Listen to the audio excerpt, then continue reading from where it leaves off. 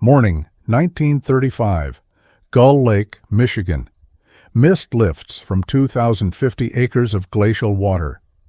Beyond the private dock, past the guard station, and the 5 miles of private roads, a Tudor manor rises from 860 acres of purchased farmland. 15,000 square feet of imported English stone. 12 separate structures. 50 servants preparing a house for a man who receives almost no guests. Inside, blackout curtains seal every bedroom window. The library holds thousands of volumes, though the owner cannot read them without assistance. The greenhouse complex spans 10,000 square feet, heating orchids through a Michigan winter that will bring 60 inches of snow. The wine cellar is stocked, though the builder was raised to believe alcohol is sin. Will Keith Kellogg spent 25 years as his brother's unpaid servant, then built an empire selling discipline to millions while constructing a monument to excess he could never enjoy. Did he build this estate to prove his worth, or to escape the man he had become, proving it? To understand what this place cost, you have to understand where the money came from. And to understand the money, you have to understand the wound. Will Keith Kellogg was born on April 7, 1860, in Battle Creek, Michigan, the 7th child of a broom manufacturer. The family was Seventh-day Adventist, and Battle Creek was the center of the Adventist world. The church had established its headquarters there, its publishing house, its educational institutions, and increasingly, its vision for how Americans should live, eat, and care for their bodies. The Kelloggs were believers. They kept the Saturday Sabbath. They abstained from meat, alcohol, tobacco. They understood health as moral duty and discipline as the path to salvation. The father, John Preston Kellogg, made brooms. It was honest work, steady enough to feed a large family, but it offered no path to prominence. The children would have to find their own way. For most of them, that way ran through the church's institutions. Education was available to those who sought it. Opportunity existed for those who could read, write, and speak with confidence. Will could do none of these things well. He struggled in school. The words on the page resisted him. By 13, he had stopped trying. He left school and went to work for his father, selling brooms door to door across the small towns of southern Michigan. 5 years of this. Walking roads, knocking on doors, holding up his father's handiwork, and asking strangers to buy. It was not education. It was not advancement. It was movement without progress. His elder brother took a different path. John Harvey Kellogg was 8 years older, brilliant, and ambitious. He attended the church's schools, then its medical college, then went east to study at Bellevue Hospital Medical College in New York. He returned to Battle Creek as a physician, and in 1876, at 24 years old, he was appointed superintendent of the Western Health Reform Institute.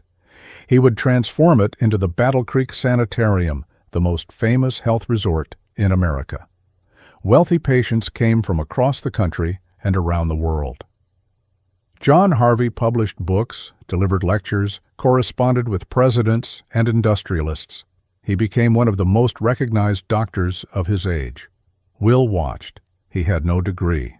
He had no profession. He had difficulty reading and writing with fluency. What he had was his brother's need for an assistant. In 1880, at 20 years old, Will Keith Kellogg went to work at the sanitarium, not as a physician, not as an administrator of consequence, as a factotum, a bookkeeper, an errand runner. The man who arrived before dawn and left after dark. The man who handled the ledgers, fetched the supplies, transcribed the letters, and absorbed the criticism. The position paid poorly when it paid at all. For long stretches, Will worked for room and board alone. When salary appeared, it remained modest. At the height of his tenure, he earned approximately $87 per week. His brother lived well on the sanitarium's income. Will lived in the shadow of that living. The dynamic was fixed early and held for a quarter century. John Harvey was the mind, the voice, the public face. Will was the mechanism. He described himself later as having worked like a horse. The comparison was apt. Horses do not choose their labor. They perform, and they are fed, and they continue until they cannot. No one asks a horse what it wants to become. Battle Creek in these years was becoming something unusual. The Adventist health reform movement, with its emphasis on diet, exercise, and bodily purity, attracted not only believers, but curious outsiders. The sanitarium drew the wealthy and the influential, the town filled with people seeking cures, enlightenment, or simply fashionable wellness. Ideas about food and health circulated through the streets. Entrepreneurs watched. Opportunity gathered, waiting for someone to seize it. Will saw it all from his position in the back office. He kept the books. He knew the numbers. He understood what the sanitarium spent and what it earned. He tracked the supplies, the patient counts, the dietary experiments. He was invisible, but he was paying attention. The brother with the education commanded the institution. The brother without the education understood its economics. This would matter, but not yet. For 25 years, it would not matter at all. The Battle Creek Sanitarium in 1880 was already something more than a hospital. It was a temple, a machine for remaking the human body according to principles its superintendent believed were ordained by God and confirmed by science. John Harvey Kellogg ran it with the certainty of a prophet and the energy of an industrialist. Patients arrived by the hundreds, then by the thousands. They came from New York and Chicago, from California and Europe. They came because they were ill, or believed themselves ill, or simply wished to be improved. The sanitarium promised all three. Will Keith Kellogg arrived that year to serve his brother. He was 20 years old. He would not leave for 25 years. The work began before dawn. Will rose in darkness to prepare the day's correspondence, review the previous day's accounts, and ensure that the machinery of the institution was ready to receive its superintendent. John Harvey was a man of tremendous output. He wrote books, dozens of them over his career, on diet, hygiene, child-rearing, and the moral dimensions of bodily care. He delivered lectures to patients and professional audiences. He consulted with the wealthy and the famous. He performed surgeries. He conducted dietary experiments. He answered letters from admirers across the country. Each of these activities generated administrative demands. Will handled them. The role had no clear boundaries. Bookkeeper, certainly. Will maintained the sanitarium's financial records, tracking income and expenditure with the care of a man who understood that institutions survive on arithmetic.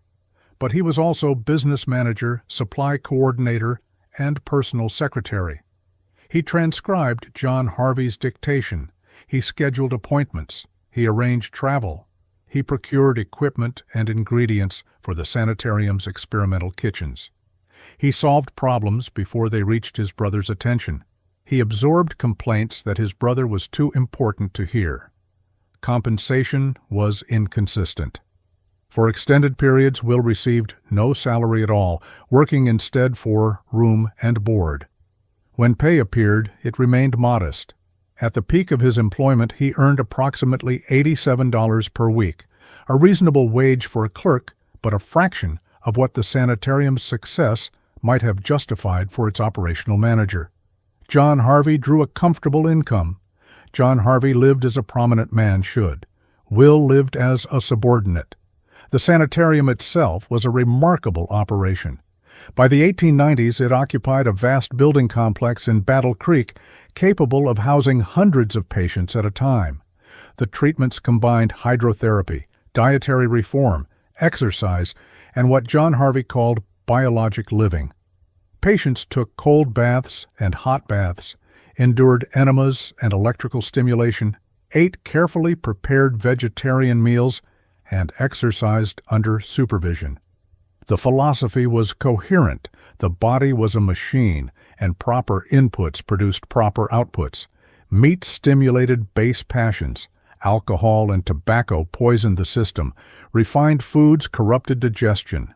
The path to health was restraint, discipline, and the avoidance of stimulation. This was not merely medicine. It was morality translated into diet. The Adventist roots remained visible. Health reform was spiritual reform.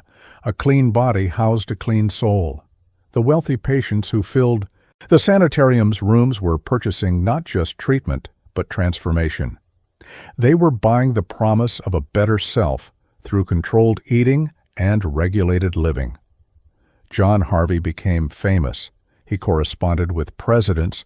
He treated industrialists and their families. He published in medical journals and popular magazines. His face was known. His opinions were sought. He stood at the center of a movement that would reshape how Americans thought about food and health for the next century. Will stood in the back office. He filed the correspondence. He balanced the books. He ensured the supplies arrived on time. His name appeared nowhere in the publications. His contributions received no public acknowledgement. He was the mechanism that allowed his brother to function as a visionary. Mechanisms do not receive credit. The dynamic was not merely professional, it was personal. John Harvey, by multiple accounts, treated his younger brother with condescension. He mocked Will's limited education. He dismissed his opinions. He corrected him in front of others. Will, who struggled with reading and writing into his 30s, absorbed these humiliations in silence. He had no credentials to assert against his brother's authority. He had no independent reputation. He had only his usefulness, and usefulness without recognition is servitude. Years accumulated. 1885, 1890, 1895. The sanitarium grew. The patient count climbed into the thousands annually. The staff expanded. The buildings multiplied. The dietary experiments continued. John Harvey tested new foods, new preparations, new methods of processing grains into digestible, non-stimulating forms. Will participated in this work. He was present when wheat was left out overnight and discovered to flake when rolled. He was present when the same process was applied to corn. He understood, earlier than most, that these accidental discoveries had commercial potential beyond the sanitarium's walls. But he was not the decision-maker. He was the assistant, and John Harvey saw no reason to commercialize the flakes. They were therapeutic tools, not products. They belonged to the sanitarium's mission, not to the marketplace. Will watched as other men recognized what his brother refused to see. Former patients and employees launched cereal companies, Battle Creek filled with entrepreneurs selling breakfast foods. Fortunes were made by men who had observed the sanitarium's methods and applied them commercially. Will had the knowledge. He had the operational expertise. He had no capital, no independence, and no authority. 25 years. A quarter century of early mornings and late nights, of meticulous work and absent credit, of watching his brother's fame rise while his own name remained unknown. He described himself later in rare moments of candor as having worked like a horse. The phrase carried its full weight. Horses are valued for their labor. They are not consulted about their future. They serve until they are released or until they can serve no longer. By 1905, Will Keith Kellogg was 45 years old. He had spent more than half his life in his brother's shadow. He had no independent wealth. He had no public identity. He had a detailed understanding of how institutions operated and how products might be made and sold. He had 25 years of accumulated knowledge, accumulated resentment, and accumulated patience. The pressure had built long enough. What came next would be an explosion. The discovery happened by accident. In 1894, wheat that had been cooked for patient meals was left standing overnight. The following morning, when the batch was run through rollers, it did not emerge as the expected dough. It came out in flakes, thin, dry individual pieces that could be baked until crisp. The Kellogg brothers recognized immediately that something unusual had occurred. The flakes were light, digestible, and easy to prepare. They fit perfectly within the sanitarium's philosophy of simple, unstimulating foods. John Harvey saw a new therapeutic tool. Will saw something else entirely. He saw a product. The difference in vision would define the next 12 years. John Harvey moved quickly to incorporate the flakes into the sanitarium's dietary regimen. Patients received them as part of their prescribed meals. The flakes were healthy, the flakes were pure, and the flakes reinforced the institution's message about proper eating. They belonged, in John Harvey's view, to the sanitarium and its mission. They were medicine, not merchandise. Will disagreed. He understood the sanitarium's finances better than anyone. He knew the institution's income derived from patients who came, stayed, and paid. But he also knew that the flakes could travel. They could be packaged, shipped, and sold to people who would never visit Battle Creek. They could generate revenue independent of the sanitarium's beds. They could become a business. John Harvey refused. Commercialization would cheapen the discovery. It would associate the sanitarium's scientific work with mere commerce. It would distract from the therapeutic mission. The flakes would remain an internal matter. Will had no authority to overrule his brother. He was the bookkeeper, the assistant, the man who implemented decisions rather than making them. He recorded the refusal and continued his work. But he did not forget. Others were watching. The sanitarium was not a sealed institution. Patients came and went. Employees observed the dietary experiments. Word spread through Battle Creek about the new foods emerging from the sanitarium's kitchens. Some of those observers proved more entrepreneurial than John Harvey. Charles William Post had arrived at the sanitarium as a patient in 1891, suffering from various ailments. He stayed for months, observing the treatments, the foods, and the philosophy. He left, without being cured, but he left with ideas. In 1895, he launched the Postum Cereal Company. His first product was a coffee substitute made from wheat and molasses. It sold well. By 1897, he introduced grape nuts, a cereal made from wheat and barley. It sold better. Post understood what John Harvey refused to accept. Health foods were not merely therapeutic, they were marketable. Americans were increasingly anxious about their diets, their bodies, and their modern lives. They wanted products that promised purity, simplicity, and wellness. They would pay for the reassurance that what they ate in the morning would make them better people by afternoon. The Postum Cereal Company grew rapidly. Post advertised aggressively, making claims that stretched well beyond any scientific basis. Grape nuts, he suggested, could cure appendicitis, malaria, and loose teeth. The claims were dubious. The sales were not. By the early 1900s, Post was a millionaire many times over. He built a mansion in Battle Creek. He expanded his operations. He proved that the market for breakfast cereals was vast and profitable. Will watched. He had been present when the flakes were discovered. He understood their commercial potential before Post had ever tasted grape nuts. And now Post was becoming wealthy, while the sanitarium's flakes remained confined to its dining rooms. Battle Creek transformed around them. The success of Post's company drew imitators. By 1900, cereal manufacturers were arriving in the city by the dozen. They set up small operations, hired workers, and began producing their own versions of flaked, puffed, and processed grains. Some were serious enterprises. Many were opportunistic ventures with minimal capital and maximal claims. The city earned a new name, Cereal City. At its peak, more than 40 cereal companies operated within its limits. The Kellogg brothers held the original discovery. They held the credibility of the sanitarium's scientific reputation. They held the knowledge and the methods, but they did not hold the market. John Harvey continued to refuse commercialization. Will continued to lack the authority to act independently. The years passed, 1896, 1898, 1900, 1902. Each year brought new competitors, new products, and new fortunes made by men who had learned from the sanitarium without being bound by its principles. Each year Will performed his duties, maintained the books, and observed the opportunities slipping away. 12 years separated the accidental discovery from its eventual commercialization.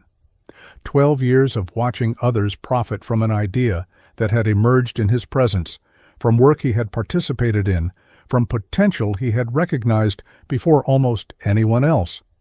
The discovery that should have freed him instead became another form of imprisonment. He knew what could be done. He could not do it. By 1906, Will was 46 years old.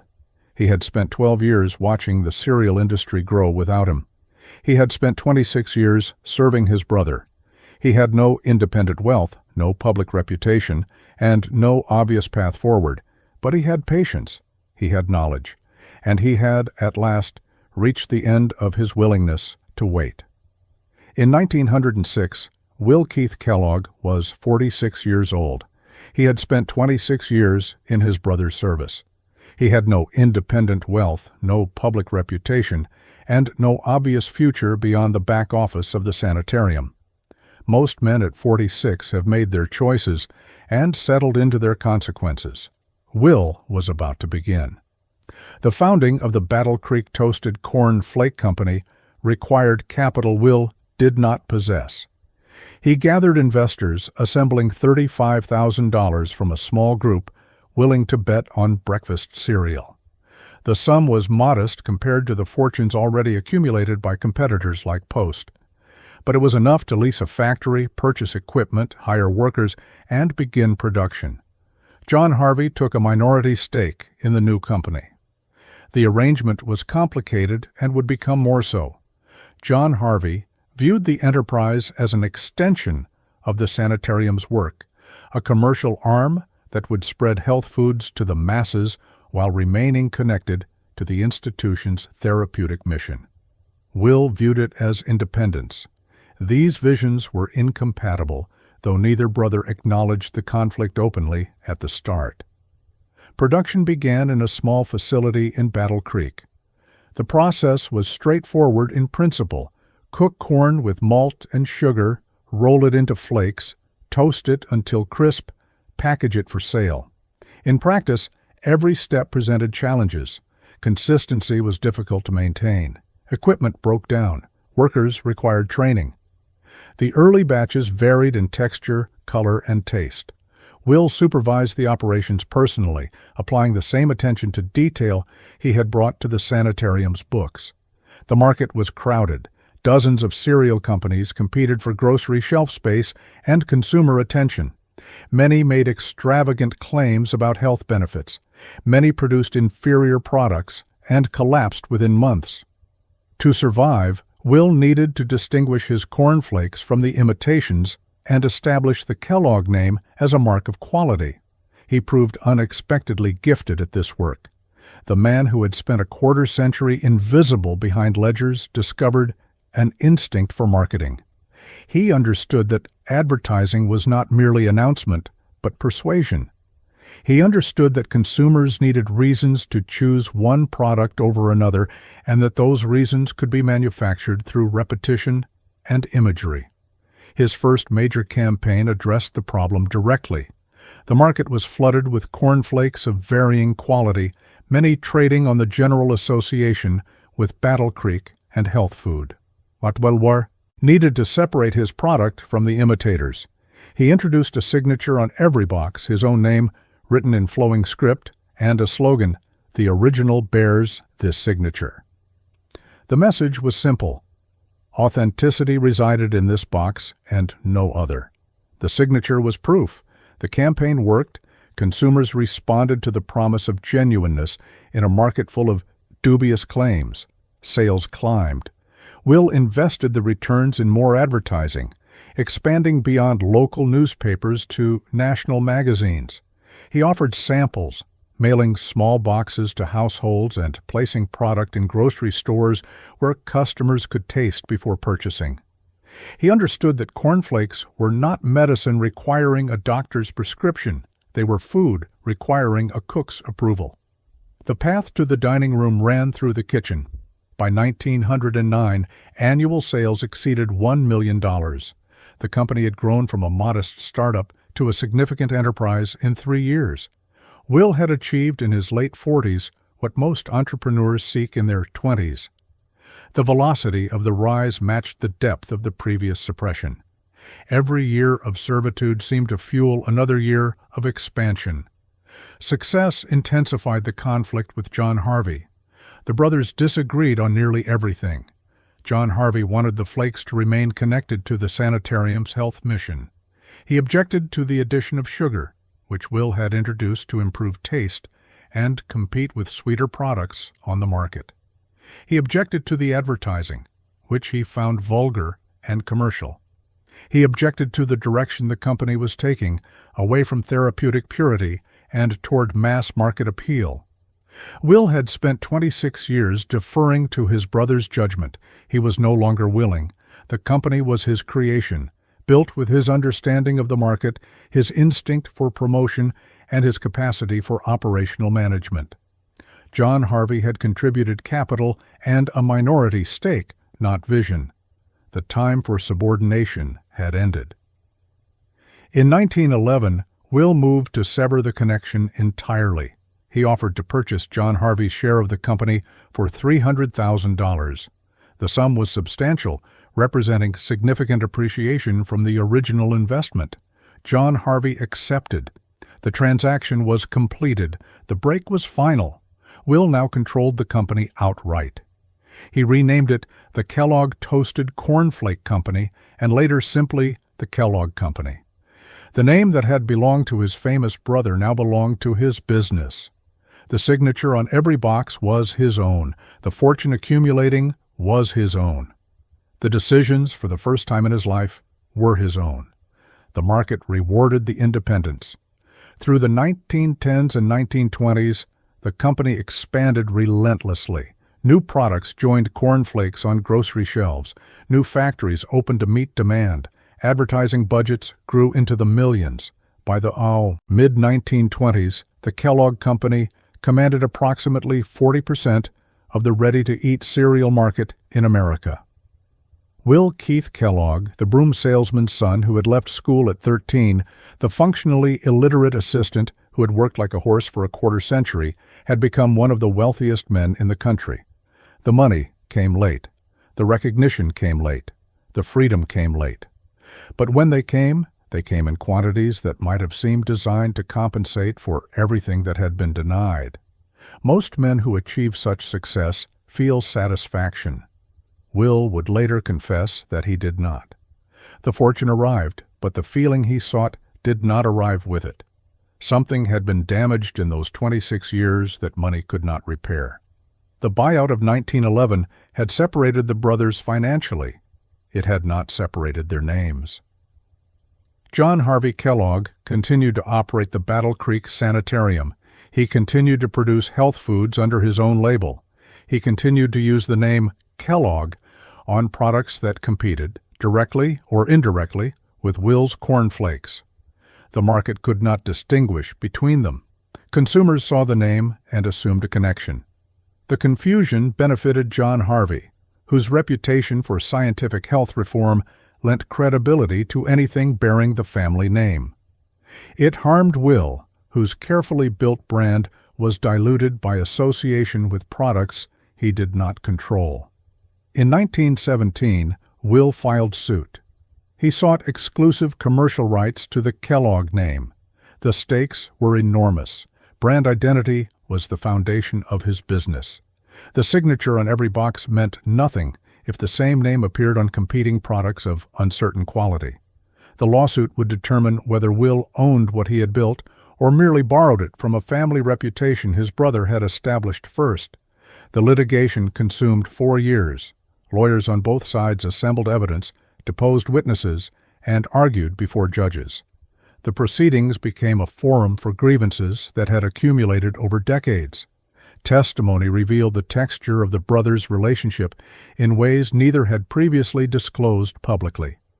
Will spoke of his years at the sanitarium. He described the work he had performed and the recognition he had been denied. He spoke of arriving before dawn and leaving after dark, of maintaining the institution's finances while his brother received the credit and the income. He spoke of the invention of cornflakes and his role in recognizing their commercial potential, a role John Harvey had never acknowledged. The testimony exposed wounds that had never healed. In one moment that would be repeated in biographical accounts for decades afterward, Will made a statement that revealed the cost of his success. He was considered, he acknowledged, somewhat of a success. He would give anything, he said, to feel happy inside. The words hung in the courtroom. Here was one of the wealthiest men in America, the founder of a company that dominated its industry, the owner of factories and properties and investments beyond counting, confessing that none of it had brought him peace. The fortune had arrived. The satisfaction had not. The statement was not strategic. It was simply true. John Harvey fought the lawsuit with the same certainty he brought to everything. He was the elder brother. He was the famous one. He had built the sanitarium and established the Kellogg name as synonymous with health reform. Will was the younger, the assistant, the man who had followed rather than led. The name belonged to the family, and John Harvey had made the family name mean something. The courts disagreed. In 1921, after 4 years of litigation, Will prevailed. He was granted exclusive commercial rights to the Kellogg name for food products. John Harvey could continue his medical work, but he could not sell cereals or health foods under the family name in competition with Will's company. The brand belonged to the brother who had built the business, not the brother who had built the reputation. Will had won. The name was his. The boxes would bear his signature alone. The market would know that Kellogg meant his cornflakes and no others. The legal victory was complete. John Harvey never forgave him. The brothers had disagreed before. They had competed and conflicted and maintained an uneasy relationship through buyouts and business disputes. But the lawsuit crossed a line that could not be uncrossed. Will had taken the family name and claimed it as his own property.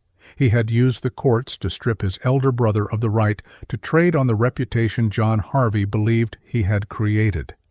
The silence that followed lasted 25 years.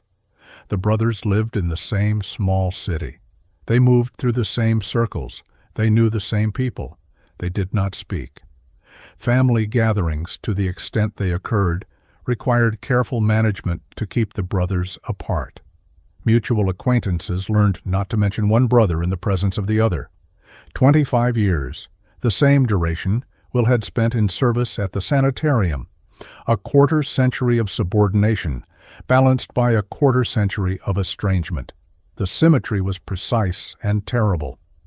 John Harvey Kellogg died in 1943 at the age of 91. He had outlived most of his contemporaries and most of his enemies. He had never reconciled with his younger brother. No documented conversation, no letter of peace, no final acknowledgement passed between them. Whatever chance existed for understanding had been foreclosed by the lawsuit and the silence that followed. Will learned of his brother's death and said little that was recorded. He was 83 years old.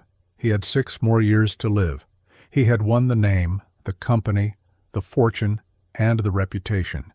He had lost the only person who remembered him as a boy selling brooms, as a young man struggling to read, as an assistant working before dawn in the sanitarium's back office. The lawsuit had been about brand identity. It became about something larger. 2 brothers who had worked together for decades, who had witnessed the same accidental discovery, who had built from the same family and the same faith, had destroyed their relationship over a word. The word was Kellogg. The word was their name. Neither could share it. Neither could let it go. By 1925, Will Keith Kellogg had been wealthy for nearly 2 decades. The company bearing his name dominated the American breakfast table. Factories in Battle Creek ran continuously to meet demand. Advertising campaigns reached millions of households. The signature on every box was recognized across the country. Yet Will had not built anything that expressed the scale of his achievement. He had offices and production facilities. He did not have a monument. The land he chose lay 15 miles from Battle Creek, on the shores of Gull Lake. The lake itself was a glacial remnant, 2,050 acres of clear water reaching depths of 110 feet. The surrounding countryside was agricultural, scattered with farms that had worked the Michigan soil for generations. It was quiet, removed from the city, and accessible by private road. It was also available. The initial purchase in 1925 comprised 280 acres. Within a few years, Will expanded his holdings to more than 860 acres. The expansion required acquiring adjacent properties, and not all sellers were willing. Some farm families had worked their land for decades. They understood that a wealthy man's interest meant pressure to sell, and pressure often prevailed. Multiple families were displaced as Will assembled his estate. Their names do not appear in the histories of Gull Lake. They simply vanished, replaced by formal gardens and manicured grounds. Construction of the main residence began in 1925 and continued through 1927. The architectural style was Tudor Revival, drawing on English manor traditions that had nothing to do with Michigan, with Battle Creek, or with the Seventh-day Adventist faith in which Will had been raised. The choice was deliberate. Tudor architecture conveyed permanence, heritage, and aristocratic refinement. It announced that its owner belonged among the landed gentry of Old England, not among the broom makers and health reformers of the American Midwest. The main house rose to 15,000 square feet. Heavy timber framing in the English manner gave the exterior its distinctive appearance. The materials came from across the world. English limestone and Cotswold stone formed the walls. Scottish slate covered the roofs. Italian marble lined the fireplaces and bathrooms. German craftsmen provided tilework. French crystal chandeliers hung in the principal rooms. Persian rugs covered the floors. Belgian linen dressed the beds. Irish lace adorned the windows. Inside, the house presented contradictions that Will seemed not to notice or not to care about. The library was extensive, holding thousands of volumes, though Will had struggled with reading his entire life and, by the 1930s, would lose his sight entirely. The wine cellar was stocked and maintained, though Will had been raised Seventh-day Adventist, and the faith prohibited alcohol. The dining facilities were elaborate, designed for entertaining on a grand scale, though Will was pathologically shy and rarely invited guests. Each room prepared for a life its owner could not or would not live. Beyond the main house, the estate expanded into a complex of 12 or more separate structures. Guest houses stood ready for visitors who seldom came. Staff quarters housed the servants required to maintain the property. Stables accommodated horses. A boathouse sheltered vessels for use on the lake. Maintenance buildings stored equipment. Each structure was built to the same standard with imported materials and careful craftsmanship. The grounds received equal attention. Formal English gardens covered more than 5 acres, requiring constant maintenance to preserve their geometric precision. A rose garden featured more than 500 varieties, many imported from England, and requiring specialized care to survive Michigan winters. Orchards produced apples, cherries, and pears. Vegetable gardens supplied the household kitchens. The greenhouse complex alone exceeded 10,000 square feet, heated year-round to sustain orchids and tropical plants through winters that brought 60 or more inches of snow. The private beach stretched along more than 2,000 feet of Gull Lake shoreline. Tennis courts offered recreation. A private golf course allowed play without encountering the public. Deer roamed a dedicated park on the property. Birds found sanctuary in areas Will set aside for their protection. Every element was controlled, designed, and maintained according to specifications Will himself established. The contradiction at the heart of the estate was visible to anyone who looked. Will Keith Kellogg had made his fortune selling discipline. Cornflakes were marketed as simple, pure, and healthful. The advertising promised that restraint at breakfast led to virtue throughout the day. The ideology inherited from the sanitarium, filtered through decades of commercial messaging, suggested that excess was the enemy of wellness. Eat simply. live simply. Control your appetites, and you control your life. The estate embodied the opposite. 860 acres where one would suffice. 15,000 square feet where a fraction would shelter a family. Imported materials from a dozen countries where local stone and timber were readily available. Hundreds of servants where a handful could maintain a comfortable home. The man who sold simplicity to millions built a monument to accumulation. Perhaps the contradiction did not register because Will had spent so long being invisible that visibility itself became the goal. For 25 years, he had occupied the back office while his brother commanded the stage. For 25 years, he had received no credit, no recognition, no acknowledgement that his work mattered. The estate was an answer to that erasure. Every imported stone announced that he existed, that he had succeeded, that he could not be dismissed or overlooked or forgotten, or perhaps the estate was compensation for something that could not be purchased. Will had confessed in court that he would give anything to feel happy inside. Happiness had not arrived with the fortune or the fame. Perhaps it could be constructed. Perhaps if the gardens were perfect enough, the library complete enough, the grounds extensive enough, the emptiness would fill. It did not. The estate was finished. The emptiness remained. Will moved through the rooms he had built, surrounded by possessions he had accumulated, served by staff he employed, and found no peace. The monument stood. The man it commemorated could not enjoy it. By 1930, the construction was largely complete. The grounds were established. The systems were operational. The staff was trained and in place.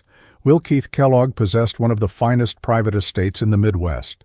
He was 70 years old. He had 2 decades left to live. He would spend them increasingly alone, increasingly isolated, and increasingly unable to escape the prison he had built for himself. The estate required a workforce larger than many factories.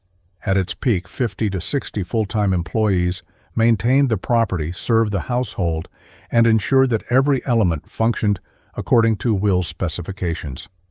They operated within a hierarchy as rigid as any military organization, with ranks, responsibilities, and rules governing every interaction. At the top stood Will's personal staff. His private secretary held the most trusted position, managing correspondence, scheduling, and the flow of information to and from the owner.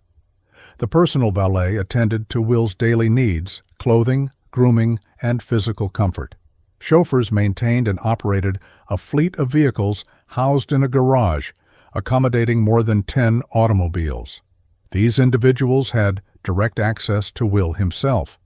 They understood his preferences, anticipated his needs, and shielded him from disruptions. The second tier comprised household management. An English butler supervised all indoor staff, coordinating service, maintaining standards, and ensuring that the residence operated with the precision of a fine hotel. A head housekeeper managed the domestic workers, overseeing cleaning, linens, and the daily maintenance of 15,000 square feet of living space. A head cook commanded the kitchen, planning menus, supervising food preparation, and ensuring that meals appeared at precisely the appointed times. These managers reported upward and directed downward, translating Will's expectations into operational reality. Specialized staff occupied the third tier. A head gardener, also imported from England, supervised the grounds crews responsible for more than 5 acres of formal gardens, the rose collection, the orchards, and the ornamental plantings. A greenhouse superintendent maintained the 10,000 square feet of heated glass structures, managing temperature, humidity, and the care of tropical specimens that had no business surviving Michigan winters. A farm manager directed agricultural operations, overseeing the vegetable gardens and livestock that supplied the household. A stable master cared for horses. Each specialist commanded expertise Will did not possess and operated with considerable autonomy within strictly defined boundaries. The fourth tier performed the physical labor. Kitchen assistants prepared ingredients and cleaned equipment. Maids dusted, polished, and changed linens in rooms that might go unoccupied for months. Groundskeepers mowed, trimmed, raked, and battled the endless encroachment of nature on cultivated order.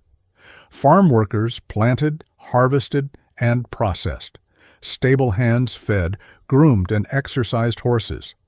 Maintenance workers repaired, replaced, and prevented the deterioration that threatened any large property. More than 30 of these workers lived on the estate itself, housed in staff quarters that kept them available at all hours. The rules governing this workforce reflected Will's temperament. Uniforms were required. Appearance mattered. Staff were to be seen performing their duties and not seen otherwise. Servants' passages ran through the main house, allowing workers to move between rooms without crossing paths with family or guests. The domestic choreography ensured that fires were lit, meals appeared, and rooms were cleaned without any visible evidence of the human labor involved. Behavioral codes extended beyond mere appearance. Smoking was prohibited on the property. Alcohol was forbidden. These restrictions echoed the Seventh-day Adventist principles of Will's upbringing, though by this point he had largely departed from the church. The rules remained, applied now not as religious observance, but as employer mandate. Staff who violated the codes faced dismissal. Some found the environment oppressive and left within months. Others adapted and remained for years, even decades, accepting the constraints in exchange for steady employment and decent wages. Most striking was the prohibition on speech.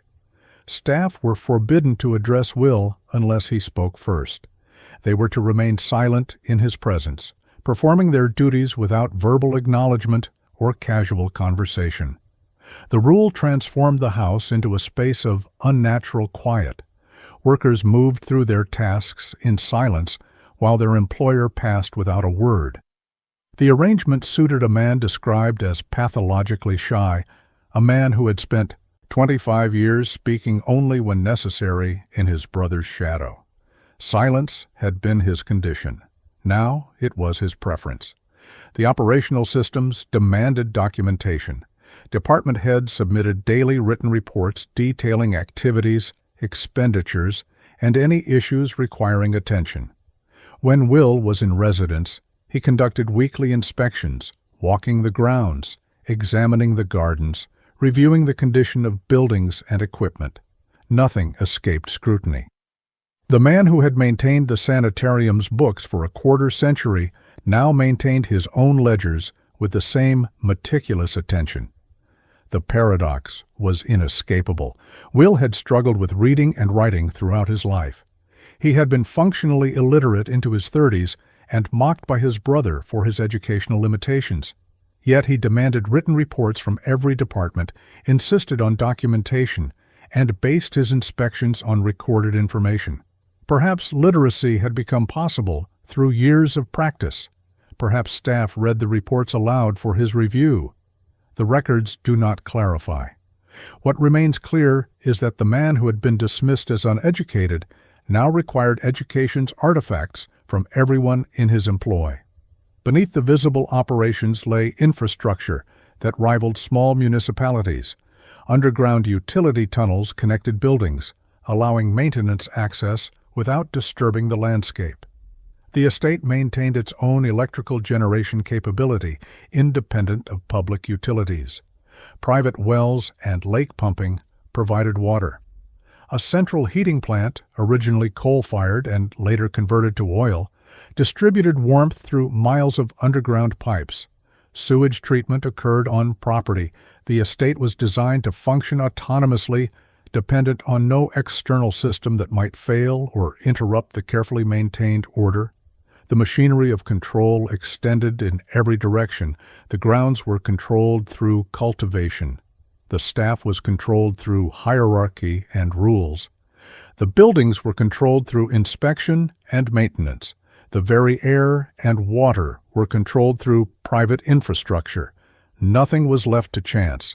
Nothing was permitted to operate beyond Will's oversight. For 25 years, he had controlled nothing.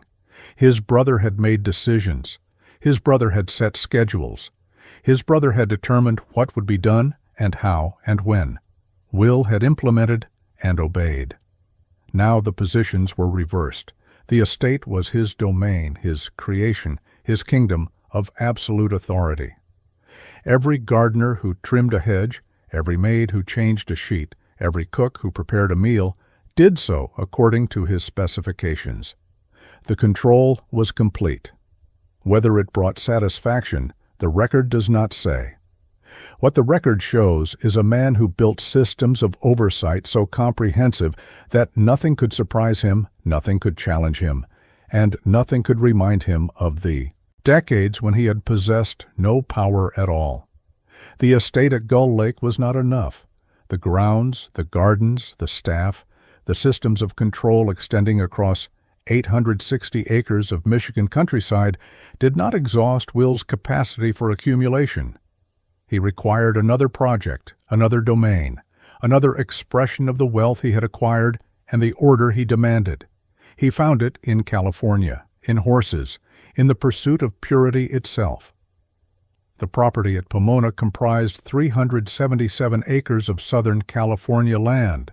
The climate was mild, the soil suitable for pasture, and the location removed from the distractions of urban life.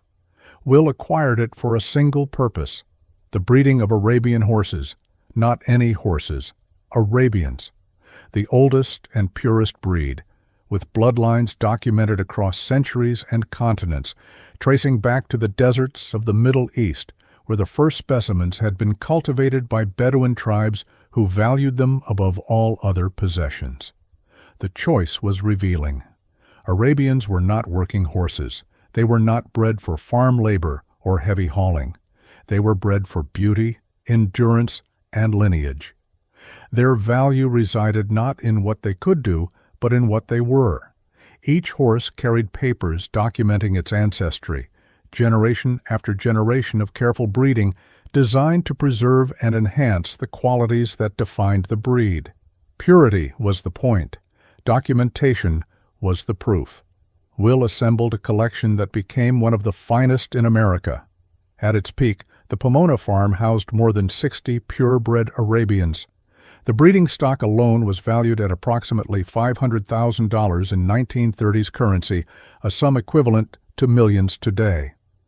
Individual horses were imported from Egypt, Syria, and England, transported across oceans on ships equipped to handle live cargo, then quarantined on arrival before joining the herd.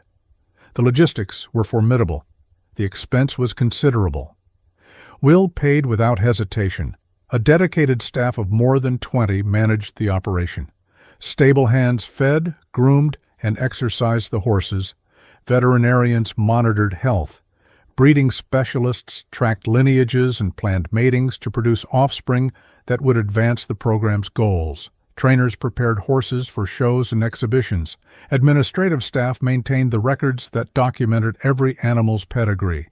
The annual operating cost ranged from $50,000 to $75,000, a figure that exceeded what most American families earned in a decade. The parallels to Will's commercial enterprise were unmistakable. The Kellogg Company had built its success on purity, simplicity, and documented quality. The signature on every box promised that the contents were genuine, unadulterated, and produced according to standards the consumer could trust. The cornflakes themselves were marketed as pure food, free from the stimulants and adulterants that corrupted lesser products. Purity was the message, purity was the brand. The Arabian horses embodied the same values in flesh and blood. Their pedigrees were signatures, documenting authenticity across generations. Their breeding was controlled, designed to eliminate impurities and concentrate desirable traits.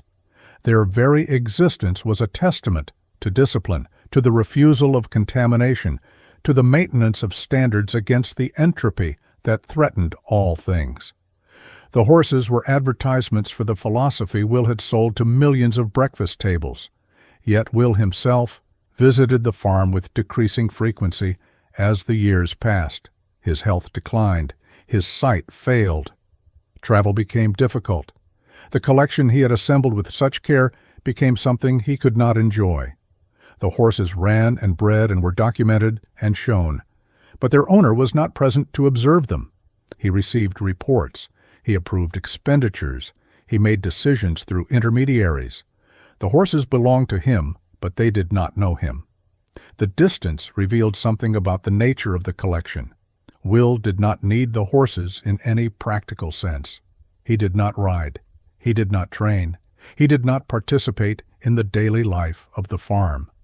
What he needed was the possession, the knowledge that the finest Arabians in America carried his name, that the pedigrees documented his ownership, that the breeding program advanced according to his specifications. Control again. Purity again. The extension of will into domains where the owner himself could not physically enter. The farm outlasted him. After his death, the property transferred to California State Polytechnic University at Pomona, where it became the W.K. Kellogg Arabian Horse Center. The breeding program continued under university management. The horses remained, generation after generation, still documented, still pure, still embodying the values their original owner had prized. Students studied equine science on the land Will had assembled. The public attended weekly shows to watch the horses perform. The collection became an institution, and the institution became a legacy. What had been private accumulation transformed into public education. The horses that had served no purpose beyond their owner's desire for purity now served purposes he had not imagined. They taught, they demonstrated. They connected thousands of visitors to the beauty of a breed Will had devoted resources and attention to preserving. Whether this outcome would have pleased him, no one can say. What the record shows is a man who pursued purity across every domain he touched, who demanded documentation and control and the elimination of imperfection, and who built collections he could not enjoy in places he could not visit with money he could not spend. The horses were beautiful. The horses were pure. The horses were his. And in the end, the horses carried on without him. In 1930, as the Great Depression began to hollow out the American economy, Will Keith Kellogg made an announcement that drew national attention. The Kellogg Company would reduce its standard workday from 8 hours to 6. Workers would perform fewer hours while maintaining their previous wages. The policy would apply to more than 3,000 employees at the Battle Creek factories. The goal, Will explained, was to spread available work among more people, reducing unemployment while preserving income for those already employed. The response was immediate and largely admiring. Newspapers praised the innovation. Labor advocates hailed it as a model for humane industrial practice. Economists debated whether the approach could be replicated across the struggling economy. At a moment when factories were closing, wages were collapsing, and bread lines stretched around city blocks, a major manufacturer was choosing to pay workers more per hour rather than less. The 6-hour day became a symbol of enlightened capitalism, proof that profits and decency could coexist. The wages themselves reinforced the progressive image. Kellogg workers earned more than their counterparts at competing cereal companies. The pay was reliable, arriving regularly even as other employers delayed or reduced compensation. Benefits exceeded industry standards. The factory conditions were clean, well-lit, and maintained with attention to worker safety. By the measures that mattered most to labor reformers, the Kellogg Company stood among the best employers in American manufacturing. Yet the progressive gesture concealed a controlling impulse. The same company that shortened the workday also extended its authority far beyond the factory floor. Workers who lived in company-provided housing agreed to behavioral stipulations that governed their private lives. The terms were explicit. Smoking was prohibited, not merely at work but at home. Alcohol was forbidden entirely. Employees were expected to embody what the company termed clean living, a standard that encompassed diet, behavior, and moral conduct. Compliance was not assumed, it was monitored. Random inspections of worker homes were documented in company records. Supervisors or their agents visited residences to verify that the rules were being followed. Ashtrays, liquor bottles, or other evidence of prohibited behavior could result in consequences ranging from warnings to termination. The home was not private.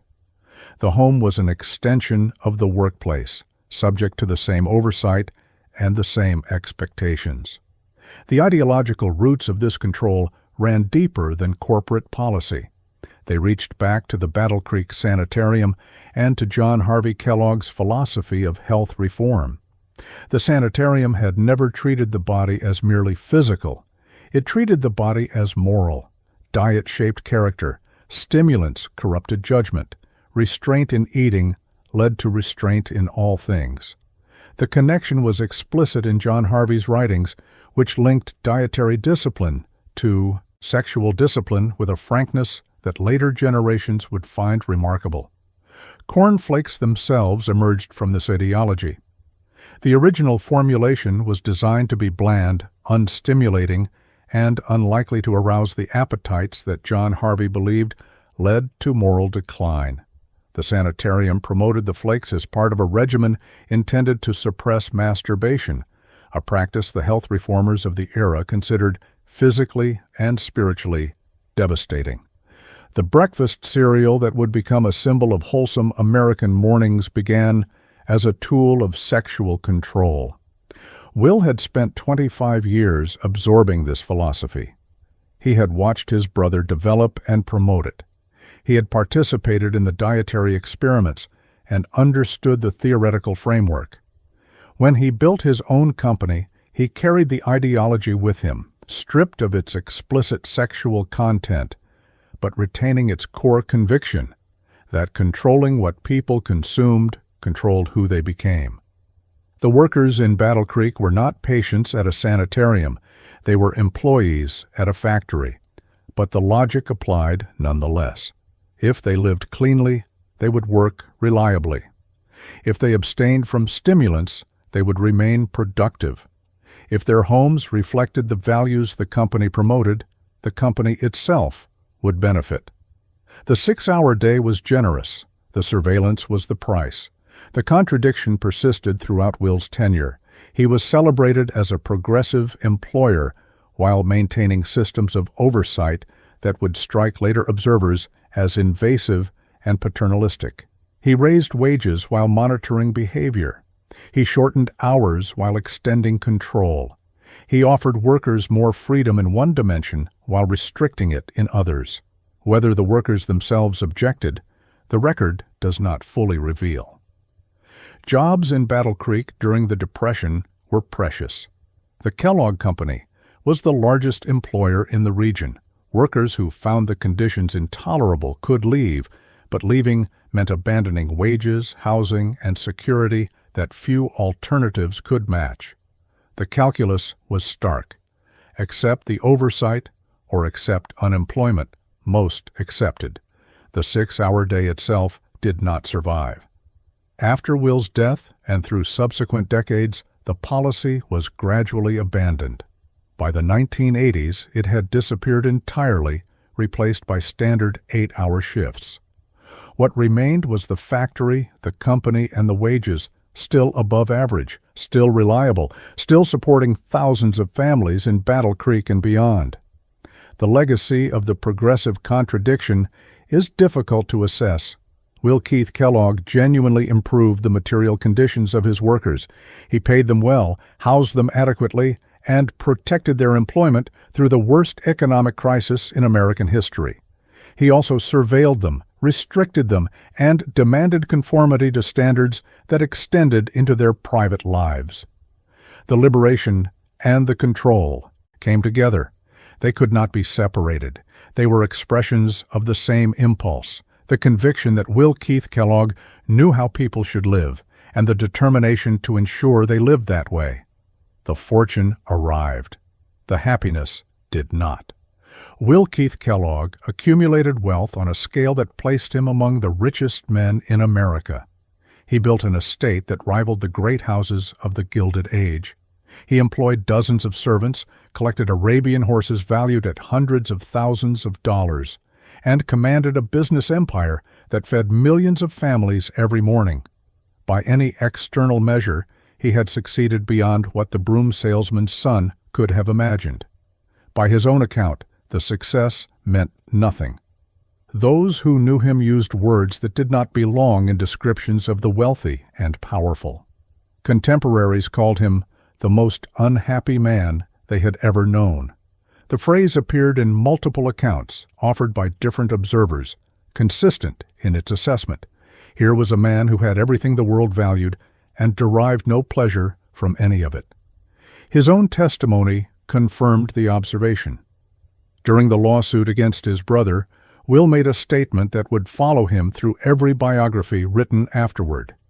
He was considered, he acknowledged, somewhat of a success. He would give anything, he said, to feel happy inside. The words were not strategic.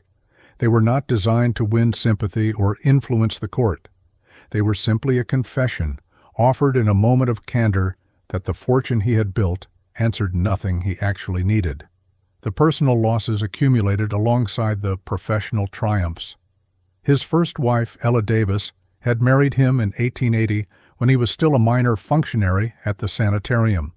She remained with him through the decades of servitude, the founding of the company, and the rise to wealth. She died in 1912, shortly after Will had achieved the independence he had sought for so long. The marriage had lasted more than 30 years. Whatever companionship it provided vanished with her death. Will remarried in 1918. The second union lasted 3 months. The circumstances of the dissolution remain obscure in the historical record, but the brevity speaks for itself. Whatever Will sought in marriage, he could not find it. Whatever he offered, it was not enough. After the divorce, he did not marry again. He lived the remaining 33 years of his life alone. The loss of his son was worse. John Leonard Kellogg, Jr. died in 1930 by suicide. He was Will's child, carrying the name that had become a commercial empire. The details of his struggles do not appear fully in the public record, but the outcome was unambiguous. A father's success could not protect his son from despair. The fortune that had been built across decades, the name that appeared on millions of boxes, the estate that sprawled across hundreds of acres, none of it could prevent the death of a child by his own hand. Will's response to the tragedy is not well documented. He was not a man who shared his grief publicly or confided in those around him.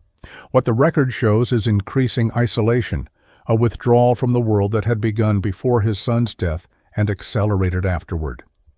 The shyness that contemporaries described as pathological became more pronounced. The reclusive tendencies deepened. The man who had built facilities for entertaining retreated further into silence. The estate at Gull Lake embodied the contradiction. The main house contained more than 15 bedrooms prepared for guests. 3 separate guest houses stood on the property, fully staffed and maintained. The grounds included tennis courts, private golf holes, a boathouse with multiple vessels, and gardens designed to impress visitors. The infrastructure assumed a social life on a grand scale, with parties, gatherings, and the steady circulation of prominent guests through the Michigan countryside. The guests did not come. Will invited almost no one. The bedrooms stood empty, their linens changed by maids who had no visitors to serve. The guest houses waited for occupants who never arrived. The tennis courts saw little play. The boats floated unused at the dock. Staff maintained facilities for events that were never held, preparing spaces that would never be occupied, ensuring readiness for a social life that existed only in the architecture. The design of the bedrooms revealed something further. Every sleeping chamber was fitted with blackout curtains, heavy drapes that sealed out all light. Will was an insomniac, unable to sleep through the night, tormented by wakefulness in the hours when the world was silent. The curtains were his defense against the morning light that would remind him that rest had not come. He lay in darkness in the house he had built, surrounded by servants who could not speak to him, in rooms designed for guests who would never visit, unable to find the peace that his fortune was supposed to provide.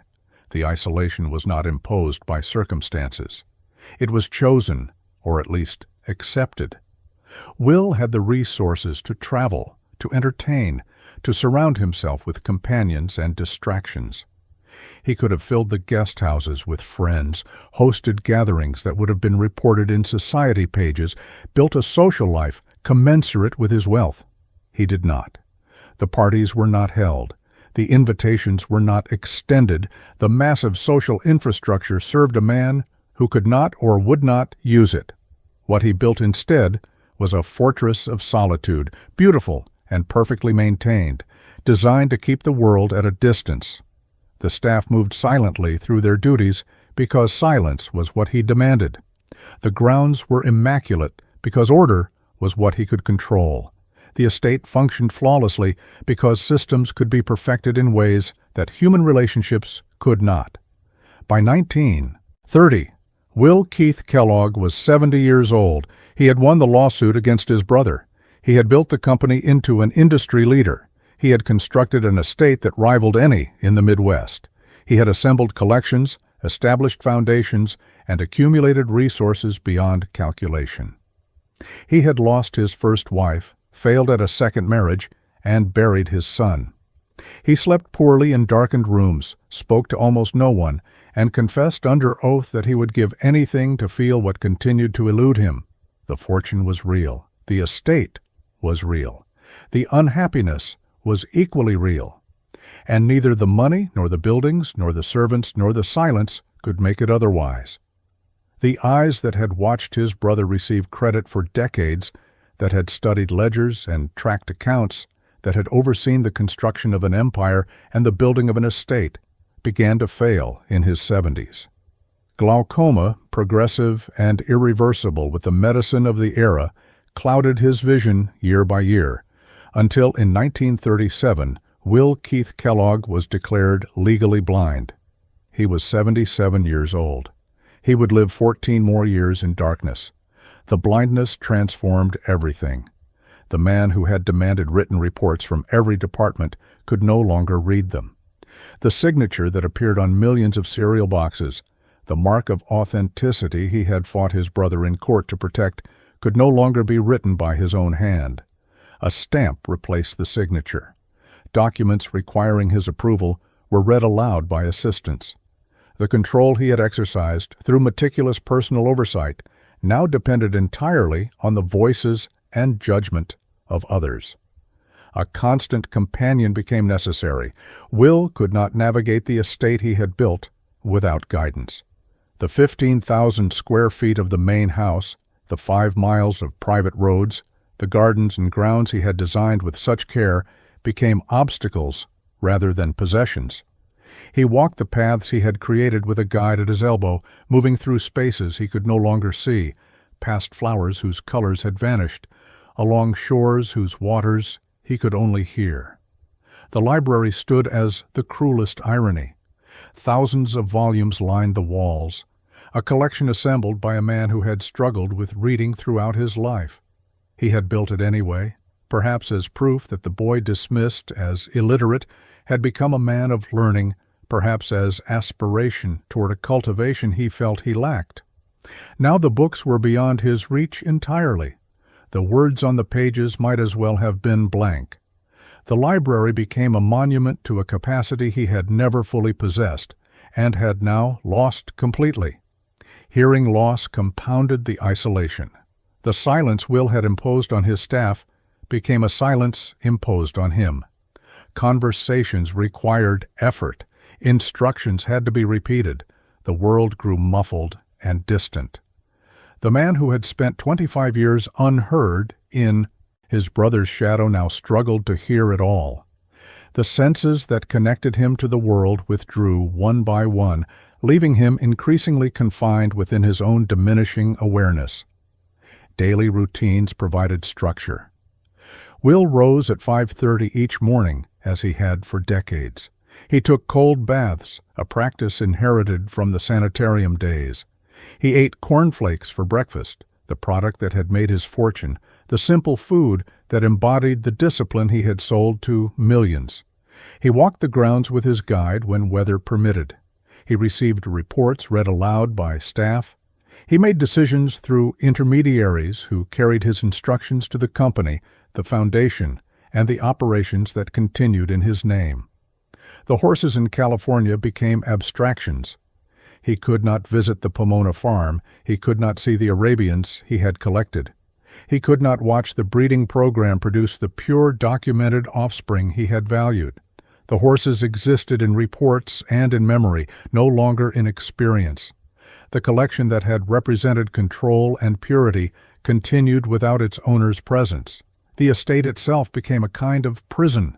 Will had designed every element to his specifications. He had controlled the grounds, the buildings, the staff, and the systems with obsessive attention.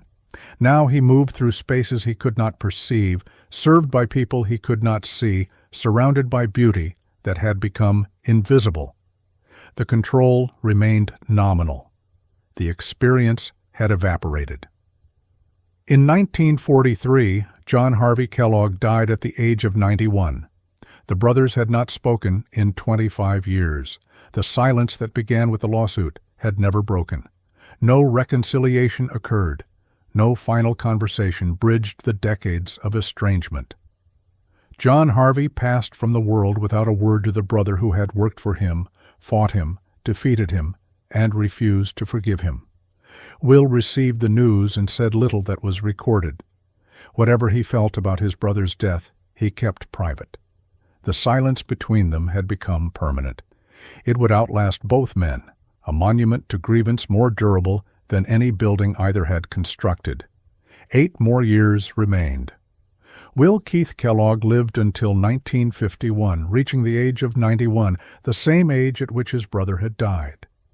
He spent those years at Gull Lake, blind, increasingly deaf, surrounded by staff who maintained the estate he could not see, preserving gardens he could not enjoy, preparing rooms for guests who would not come. The empire continued. The company sold cereal to millions. The foundation distributed resources according to the principles he had established. The Arabian horses bred and were documented and carried his name into new generations. The buildings stood, the systems functioned, the wealth persisted. The man at the center of it all sat in darkness, listening to reports of a world that had become inaccessible, waiting for an end that would not bring reconciliation, peace, or the happiness he had confessed he could not find. The fortune he could not enjoy, he decided to give away. In 1934, Will Keith Kellogg established the W.K. Kellogg Foundation and transferred to it approximately $66 million in Kellogg Company stock. The gift represented essentially his entire fortune. It was the largest philanthropic donation in Michigan history to that point, a sum equivalent to well over $1 billion in today's currency. The man who had spent 25 years earning nothing now gave away everything. The foundation's stated mission was the health, happiness, and well-being of children. The words carried weight for a man who had confessed he would give anything to feel happy inside. If happiness eluded him, perhaps he could manufacture it for others. If his own childhood had been marked by deprivation, labor, and the absence of opportunity, perhaps he could ensure that other children faced different circumstances.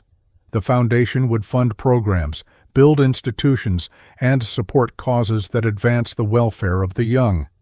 The wealth that had brought its creator no peace might yet purchase peace for generations he would never meet. The structure of the gift revealed the complexity of Will's intentions. He did not simply write a check and walk away. The foundation was organized according to principles he established, governed by a board whose composition he influenced, and directed toward purposes he defined. The giving was genuine. The control persisted. Will transferred ownership of his wealth while retaining authority over its deployment. The foundation would operate according to his vision, pursuing his priorities, embodying his values long after his death. This was philanthropy as extension of self. The same impulse that had driven Will to control every aspect of his estate, from the behavior of his servants to the breeding of his horses, now shaped his charitable giving. The foundation was not an act of release. It was an act of perpetuation. The man who could not let go of his fortune even as he gave it away. The real estate followed similar patterns. The Gull Lake estate was designated for foundation use, ensuring that the property Will had assembled and maintained would continue to serve purposes he approved. The manor house would host foundation retreats and board meetings. The grounds would be preserved. The systems he had built would function in service of the institution that bore his name. The estate remained, in essence, his, even after it ceased to belong to him legally. The bird sanctuary represented another form of controlled legacy. Will had set aside portions of his holdings for wildlife conservation, eventually expanding the protected area to more than 4,000 acres. The sanctuary bore his name. It operated according to principles of preservation and scientific management. Birds nested and migrated across land that would never be developed, protected by the fortune of a man who had stripped other families from their farms to build his estate. The displacement that had created his grounds was not reversed. It was sanctified, transformed from private accumulation into public conservation. The California horse farm transferred to California State Polytechnic University at Pomona. The 377 acres and the Arabian breeding program became educational resources, training students in equine science while maintaining the collection Will had assembled. The horses continued to breed. The documentation continued to accumulate. The pursuit of purity that had defined the program persisted under institutional management. Will's name remained attached. His values remained embedded. The gift was also a perpetuation. The contradiction at the heart of the transfer was visible to anyone who examined it closely. Will gave away $66 million while continuing to live on an estate that required hundreds of thousands of dollars annually to maintain. He funded children's welfare while residing in a Tudor manor, staffed by dozens of servants. He promoted happiness while remaining, by his own account, profoundly unhappy. The generosity was real. The privilege was equally real. They coexisted without resolution. The paternalism that had characterized Will's labor practices extended into his philanthropy. The foundation did not simply distribute resources and trust recipients to use them wisely. It funded programs, built institutions, and shaped outcomes according to the vision its founder had established. The giving came with expectations. The support came with structure. The welfare of children would be advanced, but advanced in ways that reflected Will's understanding of what welfare meant and how it should be achieved. 17 years separated the foundation's establishment from Will's death. During those years, he watched the institution grow, reviewed its activities, and maintained involvement despite his declining health. The foundation outlived its founder, as foundations are designed to do. By the 21st century, its assets would exceed $9 billion. Its annual giving would approach $500 million. The $66 million Will had transferred had multiplied beyond anything he could have anticipated. The man who had worked without compensation for 25 years, who had built a fortune starting at 46, who had confessed his unhappiness under oath, had created something that would persist for generations. The foundation would fund hospitals, schools, research programs, and community institutions. It would shape public health, education, and child development across continents. The legacy would endure. Whether this outcome brought Will satisfaction in his final years, the record does not reveal. What remains clear is that he built institutions as he built estates and collections, with meticulous attention, comprehensive control, and an inability to fully release what he had created. The giving was genuine. The holding on was equally genuine. He transferred his wealth and retained his grip. He funded happiness and could not find it. The contradiction persisted to the end. On October 6, 1951, Will Keith Kellogg died at his estate on Gull Lake. He was 91 years old. The end came in the house he had built, surrounded by the grounds he had designed, attended by staff who had served him for years. He was not, in any practical sense, alone. Servants were present. Nurses monitored his condition. The machinery of care that wealth could purchase operated until the final moment. Yet he was alone in every way that mattered. He could not see the faces of those who attended him. His hearing had diminished to the point where voices reached him only with difficulty. The isolation that had characterized his final decades had become complete. The man who had built an estate for hospitality, who had constructed guest houses and prepared bedrooms and maintained facilities for gatherings that never occurred, died in a silence of his own making. He had outlived his brother by 8 years. John Harvey Kellogg had passed in 1943 without reconciliation, without a final word, without any breach in the 25 years of silence that had followed the lawsuit. Will had received the news of his brother's death and said nothing recorded for posterity. Whatever feelings the loss provoked, he kept them private. The estrangement endured beyond the grave. He had outlived his son by 21 years. John Leonard Kellogg, Jr. had died by suicide in 1930, at a time when Will was still capable of seeing the world around him. The father had carried that loss through 2 decades of declining health, through blindness and deafness, through the slow contraction of his world into the confines of an estate he could no longer perceive. Whether he thought of his son in those final years, no one recorded. The arithmetic of his life yielded a stark summary: 91 years in total. The first 25 spent as a child and young man, selling brooms, struggling with reading, finding his way to his brother's sanitarium. The next 25 spent in service, working without recognition, watching others profit from ideas he helped develop, accumulating knowledge and resentment in equal measure. The final 45 spent in wealth, building companies and estates and collections, fighting his brother in court, establishing foundations and confessing to unhappiness that no fortune could cure. 45 years of wealth. 45 years during which he possessed resources that most Americans could not imagine. 45 years of servants and estates and Arabian horses and philanthropic giving. None of those years, by his own testimony, brought him the happiness he sought. The success that had come so late proved unable to repair what the Ishkam early years had damaged. The estate passed according to arrangements made long before. The foundation assumed control of the properties designated for its use. The company continued to operate, selling cereal to millions, generating profits that flowed into foundation coffers. The systems Will had built functioned without interruption.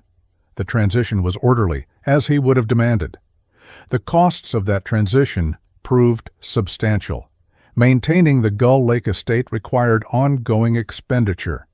Properties that had served a single wealthy owner did not convert easily to institutional use. Some buildings required renovation. Others stood vacant, while appropriate purposes were identified. The bird sanctuary needed management. The California horse farm needed integration with the university that had received it. Years passed, then decades, before all the pieces of Will's empire found their final configurations. The question of interpretation began immediately and has never been fully resolved. Who was Will Keith Kellogg, the self-made success who rose from broom salesman to industrial titan, the progressive employer who shortened the workday and raised wages, the controlling paternalist who surveilled his workers and demanded silence from his servants, the generous philanthropist who gave away $66 million for children's welfare, the unhappy man who built monuments to achievement and found no satisfaction in any of them? He was all of these, and none of them completely. The contradictions that defined his life did not resolve at his death. They persisted in the institutions he created, the properties he left behind, and the interpretations that biographers and historians would construct in the decades that followed. The body was buried. The estate endured. The foundation grew. The company expanded. The name that had cost him his brother remained on boxes, consumed at breakfast tables across the world. The empire continued. The man who built it, who could not feel happy inside despite building it, was gone. The man is gone. The empire endures. The Gull Lake estate still stands on the shores where Will Keith Kellogg assembled 860 acres of Michigan countryside. The Tudor manor house, with its 15,000 square feet of imported stone and timber, remains intact. The formal gardens are maintained. The grounds are groomed. The buildings function. The W.K. Kellogg Foundation uses the property as a conference center, hosting retreats and meetings for board members and grantees. The public does not enter freely. Access is limited by appointment, by invitation, by connection to the foundation's work. The estate that was built for hospitality but never used for it now serves institutional purposes its builder did not anticipate. The annual cost of maintaining the property runs between $500,000 and $1 million. The roofs require attention. The stonework needs preservation. The gardens demand labor. The heating systems, descendants of the original infrastructure Will installed, consume fuel through Michigan winters that still bring 60 inches of snow.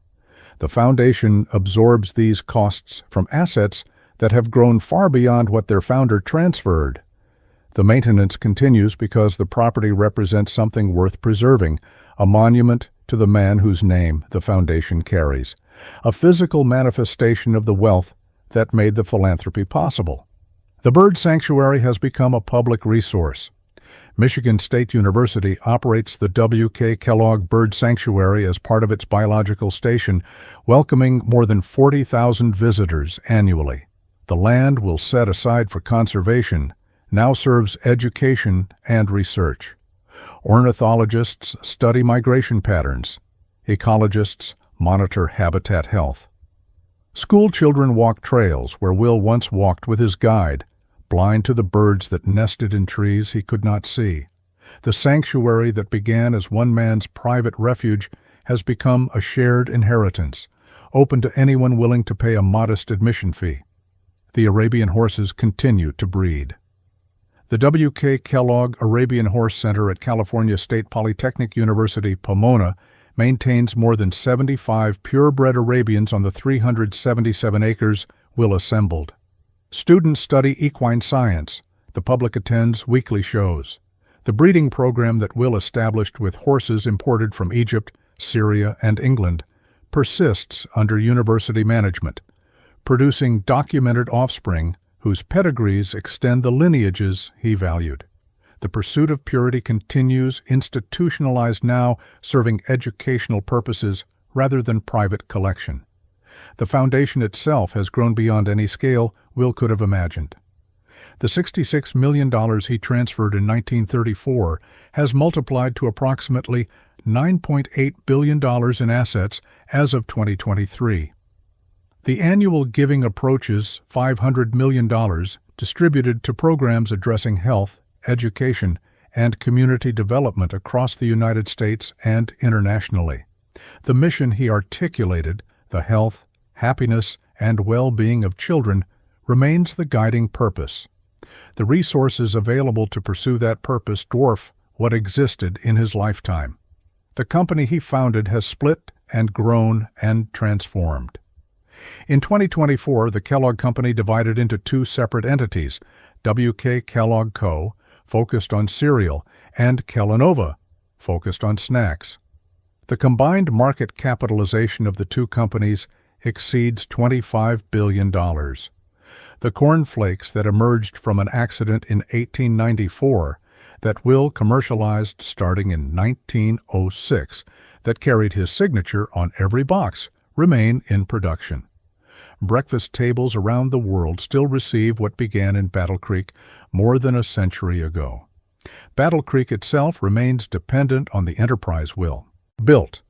The company headquarters occupy the same city where the sanitarium once stood, where John Harvey Kellogg treated wealthy patients and developed dietary theories, where Will worked for 25 years without recognition. The Kellogg Company remains the largest private employer in the region.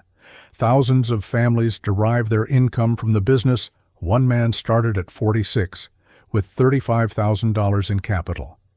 The economic dependency Will created persists, binding a city to a company, to a name to a man who has been dead for more than 70 years.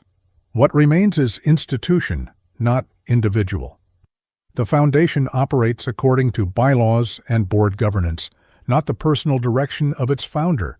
The company answers to shareholders and markets, not to the shy, controlling man who built it.